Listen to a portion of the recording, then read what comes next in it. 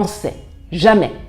Monsieur Macron, vous le savez, mais je vais le rappeler pour tous ceux qui me découvrent grâce à l'immense publicité que vos médias m'ont faite. Je suis une métisse de père camerounais et de mère suissesse. Je suis née en Suisse. J'y ai vécu quelques années avant que mes parents ne décident d'aller s'installer au Cameroun, où j'ai habité jusqu'à l'obtention de mon baccalauréat. Je suis donc une ressortissante de ces deux pays.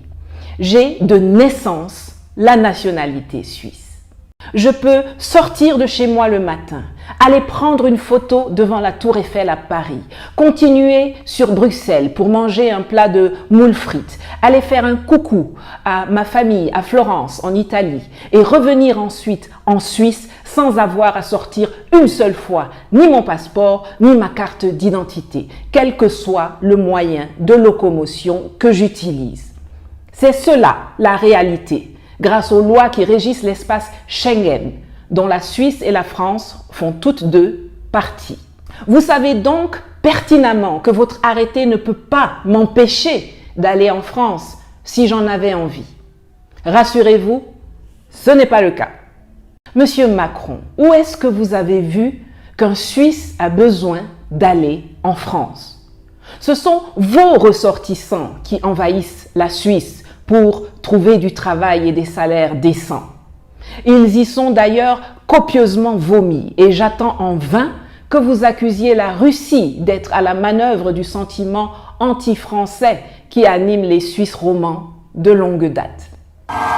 Mais ils veulent quoi ces Français encore? S'ils sont pas contents, qu'ils rentrent chez eux. Bossez et fermez vos gueules, car vous avez encore de la chance que la Suisse vous donne du boulot pour faire la vie de pacha en France. Je vous observe depuis 35 ans, vous êtes un peuple d'ordures. Ça vient bosser chez nous pour 3 fois le salaire français. Si pas content, retournez dans votre gauloisie. Français, profiteurs arrogants à ignorer. On peut voter une initiative pour la dégager de chez nous, s'il vous plaît, monsieur Blocher? Et il y avait le concert de Stromae qui a parlé des frontaliers et il y a 40 000 personnes qui se sont mis à hurler et à huer le mot frontalier. Est-ce qu'il y a des Français frontaliers ici?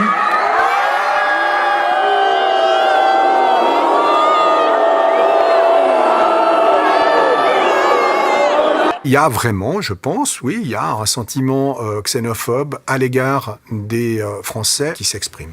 De nombreux Genevois ont un sentiment de colonisation. C'est vrai qu'ils ont l'impression que les Français arrivent comme ils arrivaient dans les colonies d'Afrique ou de pays du tiers-monde et qui viennent de manière conquérante. C'est le sentiment qu'ont un certain nombre de nos membres. Genève colonisée, des mots guerriers qui ne sont pas choisis au hasard. Apparemment, c'est seulement quand ce sont les Africains qui vous rejettent que c'est les Russes, les Turcs, les Chinois qui en sont responsables. Quel racisme, quel mépris. Pour ceux que cela intéresse, je mets le lien de l'intégralité du documentaire de la radio-télévision suisse en dessous, dans la boîte de description. Vous verrez qu'on nous diabolise pour rien et qu'en matière de francophobie, nous sommes des petits joueurs par rapport aux Suisses. Monsieur Macron, vous croyez vraiment que votre pays est attrayant pour quelqu'un de nos jours? Le chômage explose, l'approvisionnement énergétique est chancelant, les gens se cognent dessus pour prendre de l'essence, des grèves matin, midi et soir, un gouvernement truffé de violeurs et délinquants, la corruption omniprésente, la pauvreté galopante. Votre capitale est sale et infestée de rats, les bidonvilles pullulent, les forces de l'ordre éborgnent des manifestants. Pas plus tard qu'il y a quelques jours, la presse anglaise laminait la France, dont elle exposait le déclin. Monsieur Macron, dois-je vous rappeler que la Suisse est classée 3e dans l'indice de développement humain du PNUD, alors que la France traîne à la 26e place? Et vous pensez que c'est une punition pour un Suisse de ne pas aller en France? Sérieusement? Quand on regarde les Américains faire leurs basses manœuvres, on sent qu'ils ont réfléchi pour mettre en place leur plan.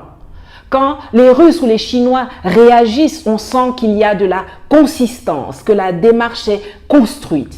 Quand la Turquie s'exprime, c'est structuré, c'est cohérent. Mais quand on écoute les Français, c'est enfantin.